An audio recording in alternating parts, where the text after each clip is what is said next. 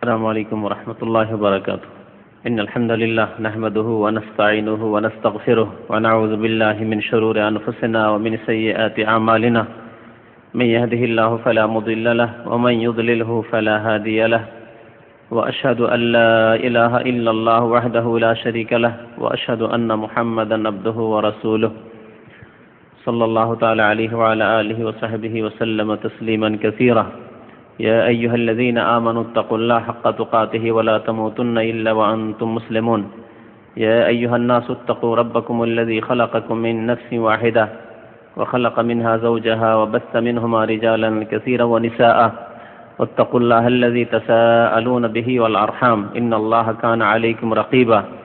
يا أيها الذين آمنوا اتقوا الله وقولوا قولا سديدا يصلح لكم أعمالكم ويغفر لكم ذنوبكم ومن يطع الله ورسوله فقد فاز فوزا عظيما. أما بعد فإن خير الحديث كتاب الله وخير الهدي هدي محمد صلى الله عليه وسلم وشر الأمور محدثاتها وكل محدثة بدعة وكل بدعة ضلالة وكل ضلالة في النار.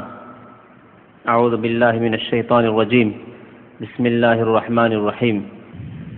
الذين إن مكناهم في الأرض أقاموا الصلاة وآتوا الزكاة وأمروا بالمعروف ونهوا عن المنكر ولله عاقبة الأمور.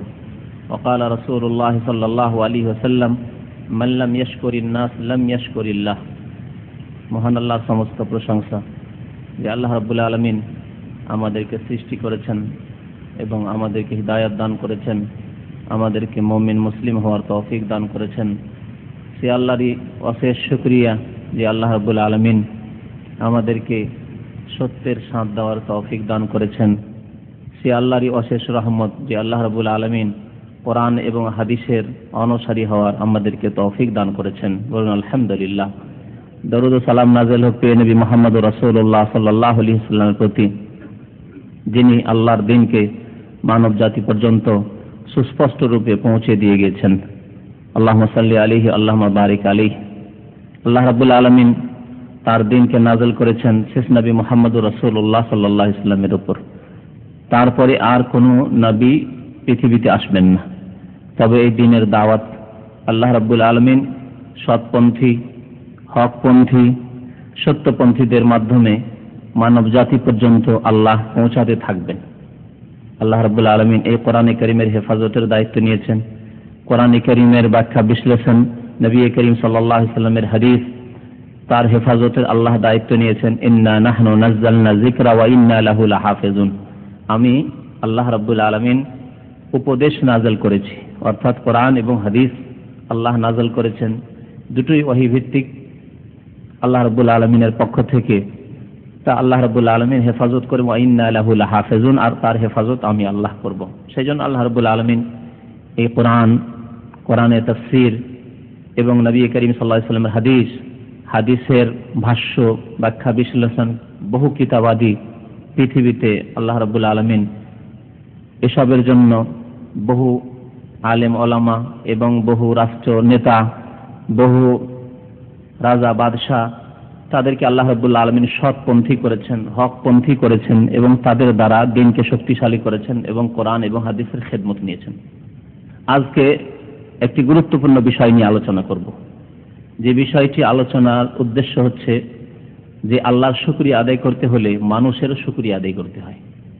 প্রিয় নবী মুহাম্মদুর রাসূলুল্লাহ সাল্লাল্লাহু আলাইহি ওয়াসাল্লাম ইরশাদ করেছেন একটি হাদিসে, মান লাম ইয়াশকুরিন নাস লাম ইয়াশকুরিল্লাহ। যে ব্যক্তি ভালো মানুষদের শুকরিয়া আদায় করেন না, সৎ মানুষদের শুকরিয়া আদায় করেন না, যার অবদান রয়েছে, ইহসান রয়েছে, তারই শুকরিয়া হয়। শুকরিয়া তো সবাই হয় না। শুকরিয়া কার আদায় করে? যার অবদান রয়েছে আপনার উপর, আপনার জাতির ওপর, মুসলিমের ওপর, মানুষের ওপর, তার শুকরিয়া হয়। আপনার ওপর যদি কারো অবদান ইহসান থাকে তাহলে আপনি তার শুকরিয়া আদায় করবেন। অশিক্ষিত ছিলেন, আপনাকে শিক্ষিত করেছে। আপনি অসচ্ছল ছিলেন, গরিব ছিলেন, আপনাকে সচ্ছল হওয়ার জন্য সে সাহায্য করেছে, সে আপনাকে আর্থিক সাহায্য করেছে, তাহলে আপনার উচিত হবে তার শুকরিয়া আদায় করা। আপনি যদি ভ্রান্ত পথে থাকেন আর আপনাকে সঠিক পথ দেখিয়েছে, তাহলে সেই ব্যক্তির শুকরিয়া আদায় করা আপনার উচিত হবে। আপনার স্বার্থে হোক অথবা আপনার জাতির স্বার্থে হোক, কেউ যদি ভালো কাজ করে তাহলে তার শুকরিয়া আদায় করা উচিত। নবী করিম সাল্লাল্লাহু আলাইহি ওয়াসাল্লাম বলেছেন, মান লাম ইয়াশকুরিন নাস, এইরকম মানুষ যাদের অবদান রয়েছে তাদের শুকরিয়া যদি কেউ না করে, অথচ অবদান রয়েছে, নিমক হারামি করলো, তাহলে লাম ইয়াশকুরিল্লাহ, সে আল্লাহর শুকরিয়া আদায় করলো না। আল্লাহ রাব্বুল আলামিন সবার দ্বারা সব কাজ নেন না, কারো দ্বারা কোনো কাজ নেন, কারো দ্বারা কোনো কাজ নেন। কারো দ্বারা হয়তো এলমের, বিদ্যার প্রচার প্রসারের কাজ নেন, তাকে আল্লাহ জ্ঞানী করেছেন, কিন্তু পয়সা ধন সম্পদ দেননি। আবার কাউকে ধন সম্পদ দিয়েছেন, ধন সম্পদের দিয়ে ইসলামের খেদমত করছে, কিন্তু তার কাছে এলম নেই। হয়তো ধন সম্পদ আছে, মসজিদ বানিয়ে দিল, ধন সম্পদের সাথে অন্তর আছে, ধন সম্পদ বহু লোকের কাছে পৃথিবীতে আছে, কিন্তু সবাই মসজিদ বানায় না। ধন সম্পদ বহু দেশে আছে, বহু লোকের কাছে রয়েছে, সবাই মাদ্রাসা প্রতিষ্ঠা করে না, ইসলামিক লাইব্রেরি সবাই প্রতিষ্ঠা করে না, এতিমখানা সবাই প্রতিষ্ঠা করে না, সবাই মানুষের সেবা করে না, সবাই মুসলিম জাতির খেদমত করে না, সবাই কোরআন হাদিসের খেদমত করে না পয়সা থাকলেই। তাহলে কারো কাছে হয়তো ধন সম্পদ আছে, এলম নেই, সে ধন সম্পদ দিয়ে দ্বীনের খেদমত করলো, মুসলিম জাতির খেদমত করলো। কারো কাছে হয়তো ক্ষমতা আছে, নেতৃত্ব আছে, এলম যদি কম থাকে কিন্তু নেতৃত্ব আছে, তার কাছে ক্ষমতা আছে। নেতৃত্ব ক্ষমতার দ্বারা এমন কিছু খেদমত হবে যেগুলো শুধু পয়সা দিয়ে হবে না, কাজ শুধু এলম দিয়ে হবে না।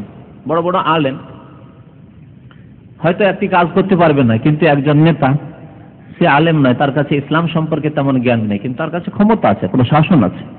তাহলে যার কাছে প্রশাসন আছে সেই ব্যক্তি চাইলে ওই সব খেদমত করতে পারবে যে কাজগুলি একজন বড় থেকে বড় আলেম করতে পারবে না, যতই বড় আলেম হোক না কেন। ইসলামী আইনের বাস্তবায়ন, চোরের হাত কাটা, খুনিকে তার শাস্তি দেওয়া, কিসাস কায়েম করা, জেনার শাস্তি কায়েম করা, বিবাহিত ব্যক্তি জেনার প্রমাণ হয়েছে তার থেকে, তাহলে তাকে রজম করা, সংসার করা, এসব কোনো আলেম করতে পারবে? করতে পারবে না। কিন্তু রাষ্ট্রীয় নেতা, দেশের মালিক, যাকে আল্লাহ ক্ষমতা দান করেছেন, সে পারবে। তাহলে আল্লাহ রাব্বুল আলামিন বিভিন্ন মানুষকে দিয়ে বিভিন্ন রকমের ভালো খেদমত নিয়ে থাকেন, তবে সবার দ্বারা এই খেদমত হয় না। আল্লাহ যাদেরকে ভালোবাসেন তাদেরকে ভালো কাজের তৌফিক দিয়ে থাকেন। সবচেয়ে বেশি যাদেরকে আল্লাহ ভালোবাসেন তাদেরকে আল্লাহ রাব্বুল আলামিন দ্বীনের জ্ঞান দান করেন। মান ইউরিদিল্লাহু বিহি খায়রান ইউফাক্কিহু ফিদ্দীন, দ্বীনের জ্ঞান দান করেন। তাদের দ্বারা কোরআনের খেদমত নেন, তাদের দ্বারা হাদিসের খেদমত নেন, তাদের দ্বারা নবী করিম সাল্লাল্লাহু আলাইহি ওয়াসাল্লাম নিয়ে আসা দ্বীন ইসলামের খেদমত নেন। আর কারো দ্বারা আল্লাহ রাব্বুল আলামিন তার ক্ষমতার মাধ্যমে সেই ক্ষমতার ভালো প্রয়োগ করে ভালো খেদমত নেন। আপনাকে যদি উদাহরণস্বরূপ বলি যে মানুষের কাছে এলম আছে, একজন মানুষের কাছে এলম আছে, পয়সাও আছে, কিন্তু ক্ষমতা নেই, যদি বলা হয় লক্ষ লক্ষ লোক গিয়ে মাজারে সিজদা করছে, শিরক কি না? এটি না শিরক নয়, শিরক। যদি বলা হয় যে আপনার কাছে তো এত এলম আছে, এত বড় পণ্ডিত আপনি কোরআন এবং হাদিসের, তো এই শিরক বিদআতগুলি, কবর মাজার পূজাগুলি উৎখাত করে দেন তো দেখি। শুধু এলম দিয়ে কাজ হবে না। এলম দ্বারা তার বক্তব্য হইতে পারে, এলম দ্বারা তিনি কিতাব লিখে চলে যেতে পারেন, কিন্তু যারা কট্টর শক্ত হয়ে মুশরিকানা আমলে লেগে কবর মাজার পূজায় লেগে আছে, তার কিতাব পড়লো না, তার বক্তব্য শুনলো না, তাহলে হিদায়াত হলো না। কিন্তু এলমের সাথে, তার লেখনের সাথে, তার কলমের সাথে, তার বাকশক্তির সাথে, বক্তব্যের সাথে যদি প্রশাসন তার সাথে থাকে, ক্ষমতা থাকে, তাহলে একটা যদি আদেশ করে যে একটি মানুষ কোনো মাজারে যেতে পারবে না, পারবে যেতে? একটি মানুষও যেতে পারবে না।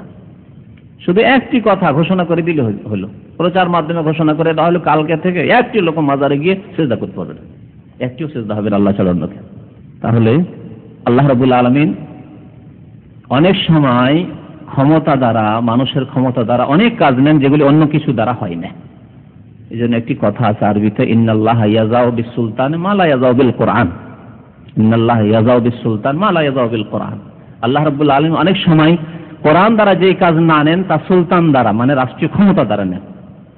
কোরআনে কারীম তো ঘরে ঘরে রাখা আছে, কবর মাজার পূজারীদের ঘরে কি কোরআন নেই? কোরআনের কপির অভাব নেই, বহু কোরআনের কপি আছে, কোরআনের অনুবাদ নেই, তাদের কাছে আছে, তাদের মাদ্রাসা নেই, সেখানে কোরআন আর তাফসীর আর সেই রাখা আছে, কিন্তু কোরআনের দ্বারা কাজ হয় না যা প্রশাসন দ্বারা কাজ হবে। আজকে দুনিয়াদারির জন্য, পেটের জন্য আর বাতিল নেতৃত্বের জন্য যদি একটা ঘোষণা দিয়ে দেওয়া হয় কালকে অবরোধ, চাকা চলবে না, চলবে না, হ্যাঁ, চাকা গড়বে না যদি ঘোষণা করে দেয়। একটি রিক্সা পর্যন্ত বেরোয় না, মানুষ বের হতে ভয় করছে যে কি না হয়, তাই না? তাহলে শিরকের বিরুদ্ধে, কবর মাজার পূজার বিরুদ্ধে, বিদাতের বিরুদ্ধে, পাপাচারের বিরুদ্ধে, মদের বিরুদ্ধে, খুনের বিরুদ্ধে যদি ঘোষণা হয়ে যায় এরকম যাদের কাছে আল্লাহ ক্ষমতা দিয়েছেন তাদের পক্ষ থেকে, তাহলে কত দিনের কাজ হতে পারে, তাই না? তো এইরকম যারা ক্ষমতাকে দিনের খেদমতে লাগিয়েছে তাদের কথা আজকে আলোচনা করবে। অর্থাৎ সৌদি আরবের সরকার, এই সরকার কি খেদমত করেছে ইসলামের, সৌদি আরবের সরকার ইসলামের কি সেবা করেছে, এই একটি বিষয় আমাদের জেনে রাখা অত্যন্ত জরুরি। কারণ বিদআতপন্থীদের সাথে কোরআন সুন্নাহর অনুসারীদের একটি ধর্মীয় দ্বন্দ্ব আছে। বিদআতপন্থীদের পয়সা নিয়ে কোনো ঝগড়া নেই তাদের সাথে, অর্থ নিয়ে কোনো দ্বন্দ্ব নেই, নেতৃত্ব নিয়ে তেমন কোনো দ্বন্দ্ব নেই, পারিবারিক কোনো দ্বন্দ্ব নেই, বংশীয় কোনো দ্বন্দ্ব নেই, ঝগড়া নেই। তাহলে বিবাদ কিসের আছে? আকীদার, বিশ্বাসের বিবাদ। দ্বন্দ্ব কোথায় আছে? বিশ্বাস, ঈমানি দ্বন্দ্ব। বিদআতপন্থীদের যে শত্রুতা রয়েছে সুন্নাহর অনুসারী, কোরআনের অনুসারীদের সাথে, সেটি হচ্ছে ধর্মীয় চেতনা নিয়ে শত্রুতা। সুতরাং যখনই কোরআন সুন্নাহর অনুসারীরা শক্তিশালী হয়েছে, কোরআন সুন্নাহর অনুসারীরা কোরআন এবং হাদিসের বাস্তবায়ন করেছে মানুষের সার্বিক জীবনে, তার জন্য তারা প্রয়াস চালিয়েছে, মেহনত করেছে, তখন সেগুলিকে তারা ভালো নজরে রেখেনি, সেগুলি অপব্যাখ্যা করেছে এবং সেগুলিকে মানুষের সামনে পেশ না করে তাদের ওপর মিথ্যারোপ করেছে, তাদের সম্পর্কে যত রকমের মিথ্যা কথাবার্তা বলতে হয় তাই বলেছে। এটি হচ্ছে বিদআতপন্থীদের চরিত্র। এবং যে কোনো বাতিলপন্থী, বাতিল শক্তি যদি কোরআন সুন্নাহর অনুসারীদের বিরুদ্ধে উঠে দাঁড়ায়, তখন বিদাতীরা ওই বিদআতপন্থী যে যারা ক্ষমতার দাবি নিয়ে উঠেছে, অর্থাৎ বিদআতপন্থীদের যারা সাপোর্ট করবে, সহযোগিতা করবে, আশা করা যায় তাদের প্রশংসা করেছে তারা। আর এর স্পষ্ট প্রমাণ হচ্ছে আপনার এই কুয়েত আর ইরাকের যুদ্ধ যখন হলো, তখন যত পৃথিবীর বিদআতপন্থী, আর বিশেষ করে ভারত, পাকিস্তান, বাংলাদেশ, এই তিনটি দেশ আজব দেশ, ভারত উপমহাদেশ, এই তিনটি দেশের মুসলিম দুই ভাগে বিভক্ত, কোরআন সুন্নাহর অনুসারী আর বিদআতের অনুসারী। যত বিদআতের অনুসারী, একজন নিরীহ, একটি দেশ নিরীহ, একটি দেশের মালিকরা নিরীহ, নির্যাতিত, রাতে 2 ঘন্টার মধ্যে দেশ থেকে বিতাড়িত করে দেওয়া হলো, তাদের ইজ্জত লুটপাট করা হলো, তাদের ধন সম্পদ লুটপাট করা হলো, তাদের মালিকানা কেড়ে নেওয়া হলো, তাদের জীবন নিয়ে টানাটানি, জীবন বাঁচানো তাদের দায়। তারপরে বলছে ঠিক করেছে। তারপরে বিদআতপন্থীরা কি বলেছিল? ঠিক করেছে, যা করেছে ঠিক করেছে, তার দেশ আরো শক্তিশালী করবে, করার পর ইসলামের খেদমত করবে। সাদ্দাম হোসেন তার দেশকে আরো বড় করবে, করে আরো ইসলামের খেদমত করবে। তাহলে যেটুকু দেশ আছে ওইটুকু নিয়ে কোন খেদমত ইসলামের করেছে? কমিউনিস্টদের সহযোগিতা করা ছাড়া, রাশিয়ার সাথ দেওয়া ছাড়া, সোভিয়েত ইউনিয়নের সেবা করা, খেদমত করা ছাড়া, আর কাফির ইহুদি নাসারাদের পক্ষ থেকে ইসলাম মুসলিমদের বিরুদ্ধে কাজ করা ছাড়া আর কোন খেদমত করেছে, যাকে আল্লাহ রাব্বুল আলামিন আজকে আসামির কাঠগড়ায় না করেছে? এটি হচ্ছে দুনিয়ার শাস্তি। তাহলে আখিরাতে যে কি হবে? তওবা ছাড়া যদি কোনো মানুষ মারা যায় তো যা হয় মানুষের তাই হবে। আর আল্লাহ যদি তওবার তৌফিক দিয়ে দেয়, আল্লাহ যেন তওবার তৌফিক দান করে এইরকম ফাসিক মুসলমানদেরকে, তাহলে আল্লাহ রাব্বুল আলামিন গফুরুর রহিম, এখনো তওবার দরজা খোলা আছে। তো কথা এই বলছিলাম, এটা দেখাবার জন্য যে বিদআতপন্থীরা দেখবে না যে হক কোথায় আর বাতিল কোথায়, দেখবে যে ধর্মীয় চেতনায় কারা আমাদের বিরোধী, ধর্মীয় ক্ষেত্রে কারা আমাদের বিরোধী, সে হোক কোরআন এবং হাদিসের অনুসারী, সে হোক আল্লাহ এবং রাসূলের কথাই বলুক, কিন্তু না, তারা যে কবর মাজার পূজা করে না, তারা যে ওরসের মেলায় যায় না, তারা যে খাসি মোরগ নিয়ে যাওয়াকে আর কবরে জবাই করাকে শিরক বলে, সুতরাং এরা আমাদের শত্রু, এরা আমাদের শত্রু, প্রাচীন শত্রু। এই শত্রুতা ইব্রাহিম আলাইহিস সালামের আজরের সাথে শত্রুতা, নূহ আলাইহিস সালামের তার জাতির সাথে শত্রুতা, হাবিলের কাবিলের সাথে শত্রুতা, ওই শত্রুতার শত্রুতা, খুব পুরনো শত্রুতা। সেই জন্য হকপন্থী যারা কোরআন এবং হাদিসের অনুসারী, তাদেরকে জানা উচিত যে সৌদি আরব ইসলামের সেবায় কি করেছে। এই ক্ষেত্রে আলোচনা বহু বিস্তারিত রয়েছে, আলোচনা করে শেষ করা যাবে না, বড় বড় কিতাব লেখা হয়েছে। আমি শুধু পয়েন্টগুলি বলবো আপনাদের সামনে। যে কোনো মুসলিম সরকার তাদের দায়িত্ব কি প্রথম জেনে নেন। আজকে পৃথিবীতে বহু মুসলিম সরকার রয়েছে, অভাব নেই। বহু মুসলিম দেশ রয়েছে, গণনার দিকে মুসলিম দেশের অভাব নেই। 56-57টি দেশ মুসলিম দেশ, তাহলে দেশের দিক দিয়ে অভাব নেই। কিন্তু মুসলিম দেশের নেতাদের ডিউটি কি, মুসলিম দেশের নেতাদের কাজ কি, ভূমিকা কি হওয়া উচিত? মহান আল্লাহ রাব্বুল সূরা হজের 41 নম্বর আয়াতে ইরশাদ করেছেন, আল্লাযীনা ইন মাক্কান্নাহুম ফিল আরদ, যাদেরকে আমি পৃথিবীতে শক্তিশালী করব, যাদেরকে পৃথিবীতে আমি প্রতিষ্ঠিত করব, ক্ষমতা দেব তাদেরকে। তাদের কি করা উচিত? যদি কোনো জাতিকে, কোনো গোষ্ঠীকে, কোনো সম্প্রদায়কে আল্লাহ নেতৃত্ব দান করেন, ক্ষমতা দান করেন, প্রশাসন দান করেন, তাহলে তারা কি করবে? আল্লাহ প্রথমে বলছেন আকামুস সালাহ, নামাজ কায়েম করবে, নামাজ কায়েম করবে তারা। 2 নম্বর শুনুন, ওয়া আতাউজ যাকাত, যাকাত প্রদান করবে। 3 নম্বর, ওয়া আমারু বিল মারুফ, ভালো কাজের আদেশ দান করবে, ভালো কাজের আদেশ দান করবে। ওয়া নাহাউ আনিল মুনকার, অন্যায় কাজে বাধা দিবে, অন্যায় কাজে বাধা দেবে, অন্যায় কাজ থেকে নিষেধ করবে। ওয়ালিল্লাহি আকিবাতুল উমুর, আর সবকিছুর পরিণামের মালিক আল্লাহ রাব্বুল আলামিন।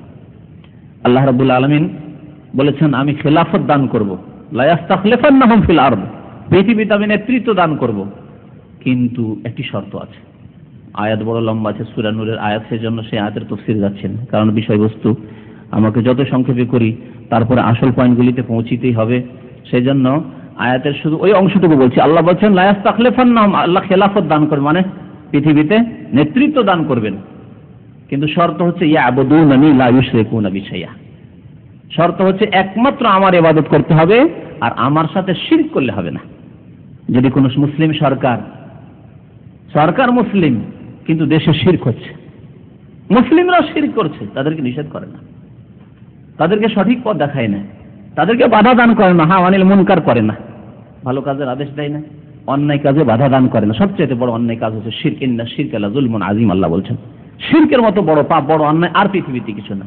না খুন করা, না ব্যভিচার করা, না চুরি করা, ডাকাতি করা, সবগুলি কাবিরা গুনাহ, কিন্তু সবচেয়ে বড় গুনাহ হচ্ছে শিরক।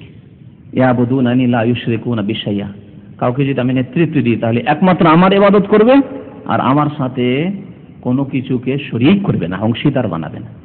সিজদা আমি আল্লাহ ছাড়া অন্য কাউকে করবে না, দোয়া আল্লাহ ছাড়া অন্য কারো কাছে করবে না, ফরিয়াদ আল্লাহ ছাড়া অন্য কারো কাছে করবে না। যাবে না গৌস বাবার কাছে, জিলানির কাছে বলবে ইয়া গৌসুল আজম মাদাদ, যাবে না চিশতির কাছে, যাবে না আটরশিতে মজভান্ডারিতে, যাবে না চরমনাইতে, যাবে না ফুরফুরাতে, সব করবে না। এগুলি হচ্ছে মুসলিম নেতার গুণাবলী। মুসলিমকে আল্লাহ নেতৃত্ব দিলে তারা শিরক মুক্ত থাকবে। পৃথিবীতে একটি দেশ দেখান যে দেশে শিরক হয়, আল্লাহ ছাড়া অন্যকে সেজদা হয় না। একটি দেশ দেখান যে দেশে আল্লাহ ছাড়া কাউকে সেজদা হয় না। আমাদের দেশের এক শ্রেণীর ইসলামিক রাজনীতির নামে রাজনীতি করে, তারা বলে পৃথিবীতে ইসলামিক দেশ একটা আছে ইরান। পৃথিবীতে মুসলিম দেশগুলিতে প্রায়গুলিতে শিরক হয়, প্রায়গুলিতে বলছি, তার মধ্যে সবচেয়ে বেশি শিরক হয় ইরান, সবচেয়ে বেশি শিরক হয় ইরানে। এই মাত্র কয়েক বছর আগে খোমেনি মারা গেল, লক্ষ লক্ষ লোক গিয়ে সিজদা করে। কবর মাজার পূজায় নাম্বার 1। মুহররমের সময় আসে তখন ইয়া হুসেন আর ইয়া আলী, কত যে শিরক হয় আল্লাহ পাক জানেন। সারা বছর শিরক চলতে থাকে, শিরকের উপর দাঁড়িয়ে আছে এই ধর্ম, বাতিল ধর্মটি। আর এক শ্রেণীর লোকেরা পার্থিব স্বার্থের কারণে তাদের প্রশংসা করে, কারণ শিরক তাদের কাছে অপরাধ নাই, তাদের কাছে শিরক করে অপরাধ নাই। যারা প্রশংসা করে তাদের কাছে শিরক করা এমন কোনো অপরাধ নাই। শিরক করুক, তাদের রাজনৈতিক ইস্যুতে সাথ দিলেই হলো, তাদের আন্দোলনে সাথ দিলেই হলো। শিরক মুক্ত যদি সমাজ কোথাও পাওয়া যায়, পৃথিবীতে দেখেননি কখনো, পাবেন না ভারতে, পাবেন না পাকিস্তানে, যে পাকিস্তান নাম দেশের হচ্ছে পবিত্র স্থান, সেখানেও পাবেন না, নাপাক করে দেওয়া হয়েছে কবর মাজার পূজার মাধ্যমে। পাবেন না বাংলাদেশে, পাবেন না পৃথিবীর কোথাও। এই সৌদি আরব এসে যারা এসেছেন তারাই দেখছেন যে এখানে তো কবর মাজার পূজা দেখি না রে বাবা, এখানে তো দেখি না যে আল্লাহ ছাড়া কাউকে সিজদা হচ্ছে। এখানে সবাই একমাত্র আল্লাহ রাব্বুল আলামিনকে সিজদা করে, সবাই একমাত্র আল্লাহর কাছে দোয়া করে। এই দৃশ্য আর পৃথিবীতে কোথাও দেখবেন না আপনি। আল্লাহ রাব্বুল আলামিন যে একটি শর্ত লাগিয়েছেন, প্রথম শর্ত পাওয়া যাচ্ছে দ্বিতীয় শর্ত কি? নামাজ কায়েম করবে। রাষ্ট্রীয় পর্যায়ে মসজিদ তৈরি করা, মসজিদের সার্বিক খেদমত করা, মসজিদের জন্য একটি মিনিস্ট্রি, মন্ত্রণালয় শুধু মসজিদের খেদমতের জন্য। খুঁজে দেখেন এই রকমের খেদমত কোথায় আছে? ওয়াজারাতুশ শুউনুল ইসলামিয়া ওয়াল আওকাফ ওয়াদ দাওয়া ওয়াল ইরশাদ। আওকাফ ইসলামিক এই মসজিদের খেদমতের জন্য আওকাফ একটি মন্ত্রণালয় আছে। তারপরে যাকাত প্রদান, যাকাত এখানে যেসব লোকেরা বড় বড় ব্যবসা করে, মুআসসাসা কোম্পানি খুলে, তাদেরকে যাকাত পরিশোধ করতে হয়, যাকাত দিতে হয়, তাহলে যাকাত নেওয়া হয় তাদের কাছে। আল্লাহ বলেন খুয মিন আমওয়ালিহিম সাদাকা, হে রাষ্ট্রনেতা তাদের কাছ থেকে যাকাত গ্রহণ করো। বড় বড় পয়সাওয়ালা আছে, শিপের মালিক আছে, বড় বড় কোম্পানি ফ্যাক্টরির মালিক আছে, বড় বড় গার্মেন্টসের মালিক আছে দেশে, কারো কাছ থেকে যাকাত আদায় করা হয়। কোটি কোটি টাকা বছরে ইনকাম করে, তারা যাকাত দেয় না, তাদের কাছ থেকে যাকাত নেওয়া হয়, বা তাদের সরকার খোঁজ নেই যে যাকাত দিচ্ছে কি দিচ্ছে না, বা নিজেরাই দিচ্ছে কি দিচ্ছে না, হয় না কোথাও। কিন্তু আলহামদুলিল্লাহ এই দেশে তৃতীয় শর্ত আল্লাহ যাকাতের কথা বলেছে, যাকাতও মানুষের কাছ থেকে নেওয়া হয়। আপনার ব্যক্তি বাড়িতে কত টাকা আছে, ব্যাংকে কত টাকা আছে, সেটা যাকাত আপনি দেন। আপনাকেও ইখতিয়ার দেওয়া হয়েছে যে আপনি নিজেও আপনার যাকাতের টাকা নিজেও বন্টন করেন, কিন্তু যে ব্যবসায়ী প্রতিষ্ঠান আপনি খুলেছেন তার জন্য যাকাত দিতে হবে। আল্লাহ রাব্বুল আলামিন বলছেন আর কি, আমারু বিল মারুফ ওয়া নাহা আনিল মুনকার, ভালো কাজের আদেশ দেবে আর অন্যায় কাজে বাধা দান করবে। পৃথিবীতে কোন দেশে এই সংস্থাটি নেই, ভালো কাজের আদেশ প্রদান করা আর অন্যায় কাজে বাধা দান করা, এর জন্য একটি সংস্থা। আর সেই সংস্থার প্রত্যেকটি ছোট ছোট শহরে, গ্রামে পর্যন্ত একটি করে অফিস রয়েছে, ব্রাঞ্চ রয়েছে, শাখা। সৌদি আরবে পাবেন, যার নাম হচ্ছে হাইয়াতুল আমরি বিল মারুফ ওয়ান নাহি আনিল মুনকার, যাদেরকে একেবারে সাধারণদের ভাষায় মোতাওয়া অফিস বলে, বুঝেন তো না? কতগুলি ব্রাঞ্চ আছে, একটি দামামে লেডিস মার্কেটে আছে, টয়োটাতে আছে, আপনার ওই 37 আছে, কত কত জায়গায় আছে। তাদের কাজ হচ্ছে কোথায় কোন অপরাধ হচ্ছে, কোথায় কোন অপরাধ হচ্ছে, কোথায় জাদুটোনার কাজ হচ্ছে, কোথায় জেনা ব্যভিচার হচ্ছে, কোথায় নারী ব্যবসা হচ্ছে, কোথায় আপনার মদ তৈরি করা হচ্ছে, বা কোথায় কি মদ খাচ্ছে ইত্যাদি, যত রকমের অপরাধ হয় সবগুলিতে বাধা প্রদান করা, আর যত ভালো কাজ হয় তার আদেশ প্রদান করা।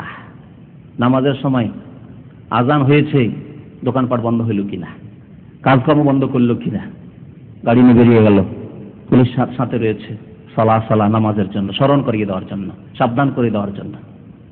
এই দৃশ্য আরো সুন্দর করে দেখতে পাবেন যদি আল কাসিম এলাকায় চলে যান। নামাজের পরে রাস্তায় দাঁড়িয়ে কে থাকে না, মানে আজানের পরে, আজান একামতের মাঝখানে রাস্তায় দাঁড়িয়ে থাকবেন তো কে থাকে? মহিলা বেপরদা হয়ে কোন মহিলা ঘুরে রাস্তাঘাটে মাথার কাপড় খুলে, চেহারা খুলে পর্যন্ত, চেহারা খুলে কোনো মহিলা আল কাসিম এলাকায় দেখি না।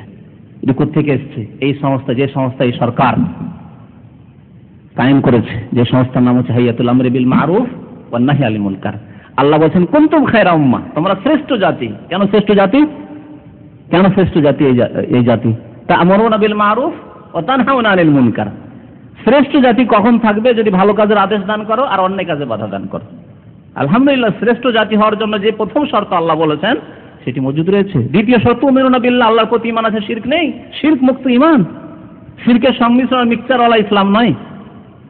আল্লাহ তিনটি কথা বলেছেন, তিনটি মজুদ রয়েছে। আলহামদুলিল্লাহ। আছে কোথাও পৃথিবীতে যে আজান হয়ে গেলে দোকান বন্ধ করতেই হবে, কাজকর্ম বন্ধ করতেই হবে? আছে। তার কোনো জায়গায় অন্যায় কাজ চলছে, হ্যাঁ মদ খাচ্ছে সুতরাং তাদেরকে ধরতে হবে, নারী ব্যবসা চলছে ধরতে হবে, আছে কোথাও? বরং সম্মতির সাথে পৃথিবীতে মুসলিম দেশগুলি, এক শ্রেণীর মুসলিম দেশ, তারা রাজি হয়ে গেছে যে ওই কাফেরদের দেশের আইন, যে সম্মতির সাথে যুবক যুবতী 22 বছর বয়স হয়ে গেছে যদি সম্মতির সাথে জেনা ব্যভিচার করে তাহলে তাদের এটি হচ্ছে ব্যক্তি স্বাধীনতা, এটি হচ্ছে তাদের যৌন স্বাধীনতা তাদের। আউযুবিল্লাহ। মুসলিম দেশে আইন থাকতে পারে, সেটি কি জেনা নয়? তো কথা বেড়ে যাচ্ছে। আসি যে সৌদি আরবের সেবা, ইসলামের সেবা। প্রথম কথা, সৌদি আরব ইসলামিক আইনের বাস্তবায়ন করে, এবং সৌদি আরব আজকে শুধু করে না, সৌদি আরবের নামটি যে কায়েম হয়েছে, প্রথম যে গোড়াপত্তন সৌদি আরবের, তা ইসলামিক আইনের বাস্তবায়নের উদ্দেশ্যে কায়েম হয়েছে। ইতিহাস যখন পড়বেন তখন বুঝতে পারবেন, ইতিহাস আজকে বলার সময় নেই। শেখুল ইসলাম মোহাম্মদ বিন আব্দুল ওয়াহাব রহমতুল্লাহ আলাইহি, এই দেশের যিনি সংস্কারক, তিনি যখন প্রথম শপথ নিলেন, তার হাতে হাত দিয়ে শপথ করলেন, তখনকার আমির, তখন এই ছিল না, তখন দেশ হিসাবে এই বড় কোনো দেশ ছিল না, ছোট্ট একটি এলাকা ছিল, রিয়াজের সামান্য একটা এলাকা, তাদের সেখানে শুধু ইমারত ছিল, মালিকানা ছিল, এই কিংডম ছিল না, কিংডম ছিল না। সৌদি আরব বলে ছোট ছোট এলাকায় এক একটা মালিক, এক একটা আমির হয়েছিল। তার সাথে যখন প্রথম শপথ হলো, তখন হকের সাথ দেব, সত্যের সাথ দেব, সত্যকে কায়েম করব এবং সত্যের বাস্তবায়ন করব, আর সত্যের দিকে দাওয়াত দেব। তাহলে সৌদি আরব এই দেশটি কায়েমই হয়েছে সত্যকে প্রতিষ্ঠা করার জন্য, আর সত্যের দ্বারা কোরআন এবং হাদিসের বাস্তবায়নের জন্য সার্বিক জীবনে, শুধু পারিবারিক জীবনে নয় যে নিজের নিজের ধর্মকর্ম করো, না, রাষ্ট্রীয় পর্যায়ে। আজকে আদালতে চলে যান, আদালতে কাজী সাহেবদের কাছে প্রায় আমাদের বসাবসি হয়। আজকে ছিলাম, যখন কোনো একটি মাসলা আসে তখন কোরআন এবং হাদিসের বিশাল লাইব্রেরি, কাজীদের লাইব্রেরিতে কিতাব রাখা আছে, কিতাব দেখে, অনেক সময় তারা কিতাব দেখে, কোরআন এবং হাদিসের কিতাব দেখে ফয়সালা করে। আজকে কোরআন এবং হাদিস দ্বারা ফয়সালা হচ্ছে। তাহলে সৌদি আরবের যে কিয়াম বা সৌদি আরব এই দেশটির মানে প্রতিষ্ঠাই হয়েছে ইসলামী আইনের বাস্তবায়নের উদ্দেশ্যে। এই সৌদি আরব কালেমা লা ইলাহা ইল্লাল্লাহর বাস্তবায়ন করে। সৌদি আরবের সংবিধান হচ্ছে আসমানি বিধান, তৈরি করা কোনো সংবিধানের তাদের প্রয়োজন নেই, আর তারা তার প্রয়োজন মনে করে করেননি।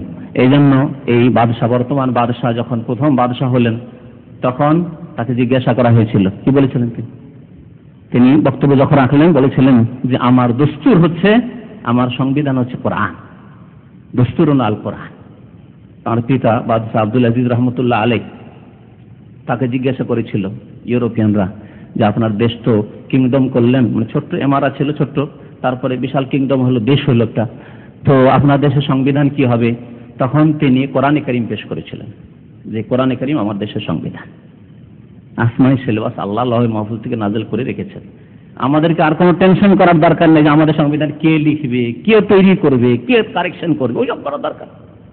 আমরা ফারেগ হয়ে রয়েছি, আল্লাহ রাব্বুল আলামিন তার নাযিল করেই দিয়েছেন, বাস আমাদের কাজ হচ্ছে তার বাস্তবায়ন করা এবং সেই দিকে দাওয়াত দেওয়া, কোরআন কারীম এবং সুন্নতে রাসূলুল্লাহ সাল্লাল্লাহু আলাইহি ওয়াসাল্লামের সুন্নতের দিকে দাওয়াত দেওয়া, আহ্বান করা। এই উদ্দেশ্যেই এই সৌদি আরব প্রতিষ্ঠা হয়েছে, যার কারণে প্রথম থেকে দেখেন তারা দাওয়াতের কাজ করে গেছেন, দেশেও এবং বিদেশেও সব জায়গায় তারা দাওয়াতের কাজ করে গেছেন, অন্যকে আহ্বান করেছেন।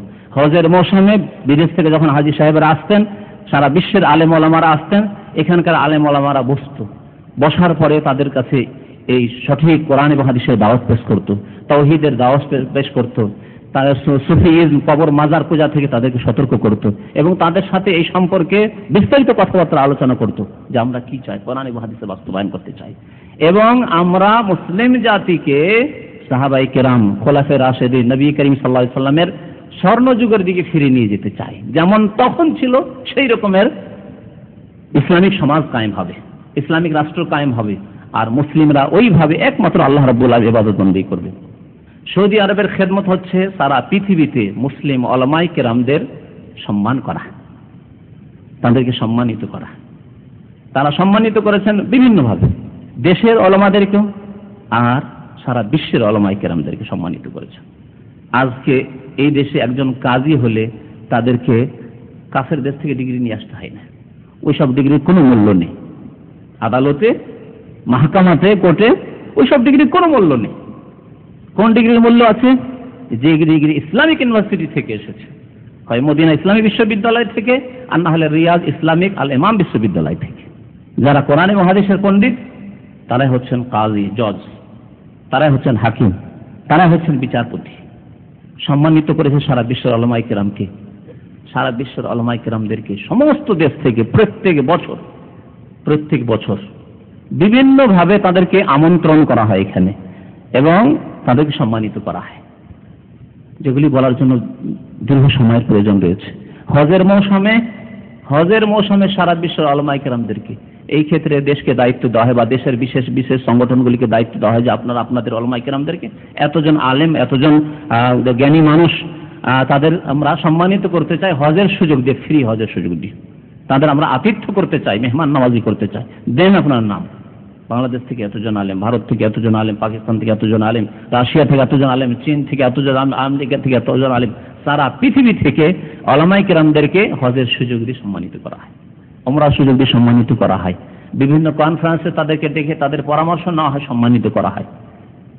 এছাড়া উলামায়ে কেরাম আর দায়ীদেরকে সম্মানিত করা হয় অনেক ওলামায়ে কেরাম, দায়ী এবং শিক্ষক মাদ্রাসার রয়েছে, তাদেরকে এখান থেকে ভাতা দেওয়া হয় যাতে করে তারা সেখানে দাওয়াতি কাজ করে, ফ্রি হয়ে দাওয়াতের কাজ করতে পারে, ফ্রি হয়ে ইসলামের প্রচারের কাজ করতে পারে, ফ্রি হয়ে ইসলামের খেদমত করতে পারে তারা।